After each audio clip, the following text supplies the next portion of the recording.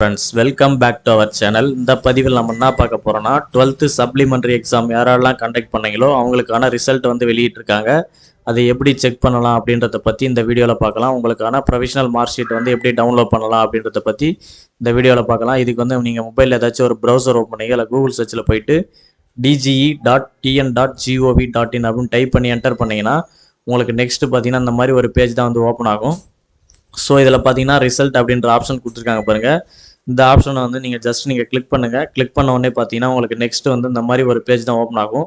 இதிலே வந்து supplementary exam result statement of marks download கொடுத்துருக்காங்க பாருங்கள்.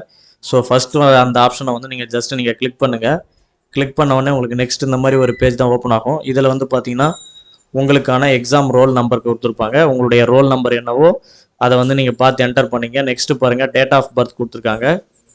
ஸோ இயர் மந்த் டேட் இந்த ஃபார்மேட்டில் வந்து உங்களுடைய டேட் ஆஃப் பர்த்தை வந்து டைப் பண்ணிவிட்டு கீழே வந்து மேத்தமெட்டிக்ஸ் கொடுத்துருக்காங்க பாருங்கள். ஸோ அந்த மேத்தமெட்டிக்ஸை சால்வ் பண்ணிட்டு சர்ச் அப்படின்ற ஒரு ஆப்ஷன் இருக்கும். அந்த ஆப்ஷன் நீங்கள் கிளிக் பண்ணிங்க.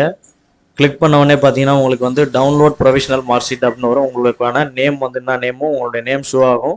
உங்களுடைய ப்ரொவிஷனல் மார்க் ஷீட் வந்து கீழே வந்து டவுன்லோட் பண்ண சொல்லி கொடுத்துருப்பாங்க.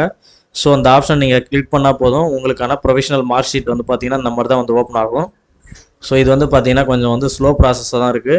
நீங்கள் வெயிட் பண்ணி தான் நீங்கள் டவுன்லோட் பண்ணுற மாதிரி இருக்கும். இந்த மெத்தடில் தான் நீங்கள் டவுன்லோட் பண்ணணும். இந்த தகவல் வந்து உங்களுக்கு பயனுள்ள சேனல் எல்லாருக்கும் ஷேர் பண்ணுங்கள். ஏதாவது டவுட் இருந்தால் கமெண்ட் பாக்ஸில் கமெண்ட் பண்ணுங்கள்.